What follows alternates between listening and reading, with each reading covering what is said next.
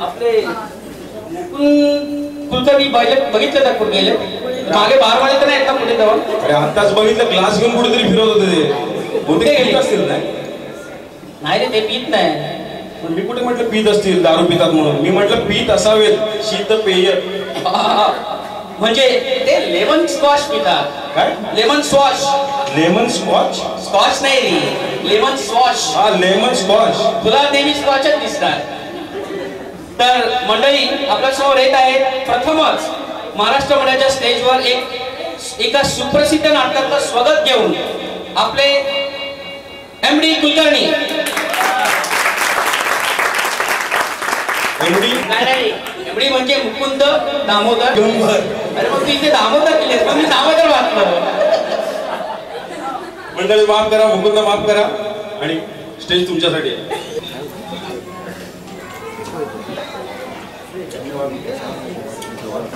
Hello hello hello hello hello hello.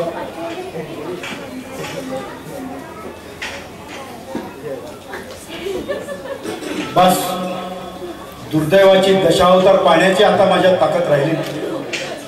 रात्री प्यायलेल्या दारूची घाण अजून ज्याच्या तोंडाभोवती घोटाळत आहे त्यानं मला दारू सोडण्याचा उपदेश करावा. जिथं केवढी किमतीच्या कंगालांनी माझी पंजरानी पायमल्ली केली तिथं मला सद्गुणी मनुष्याची सहानुभूती कशी मिळणार? दारूबाज दोस्तांनी लाथाळलेले थोबाड आता कुणाला आणि कसं दाखवू? माझं उपाशी बाळ, काबाड कष्ट उपासणारी सिंधू यांच्यासमोर कोणत्या नात्यानं जाऊन उभा? बेवकूफ बाप, नालायक नवरा, दीड दमडीचा दारूबाज, निमाती मोलाचा मनुष्य. देवा देवा, या सुधाकराला कशाला जन्माला घातलंस? नि घालूनच्या घालून जीवन ठेवलंस. मी तरी काय करू? कसा मृत्यूच्या गळ्याची मगरमिठी मारू? दारूबाज दुबळ्या म्हणाला एवढं धैर्य कुठून येणार? दारूबाजाच्या ओळखीचं मृत्यूचं एकच कारण म्हणजे दारू. जीवाच्या तडफडणाऱ्या जाचण्या बंद करण्याचा एकच मार्ग म्हणजे दारू. आता मी ठरवलंय, मुलासकट माणुसकीला, सिंधू सगट संसाराला, सद्गुणासकट सुखाला आणि या जगाच्या जगदीश्वराला, नैराश्यातल्या या सुधाकराला शेवटचा प्रणाम प्रणाम प्रणाम. हे नाटक कुठलं होतं?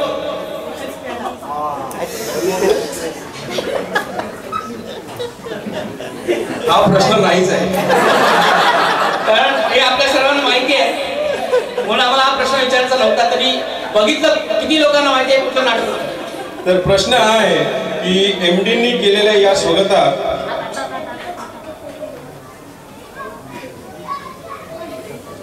दोन पात्रांची नावे आली होती.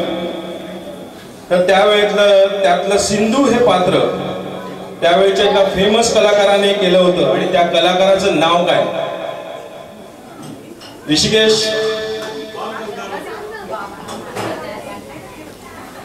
उत्तर बरोबर आहे.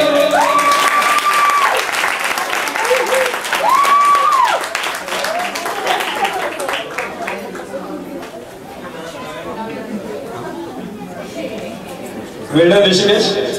ऋषिकेशसाठी टाळ्या होऊन जाऊ देत, कारण अजून कोणाचे बाकी हात वरती आले नव्हते. आपल्याला दिसले नाही.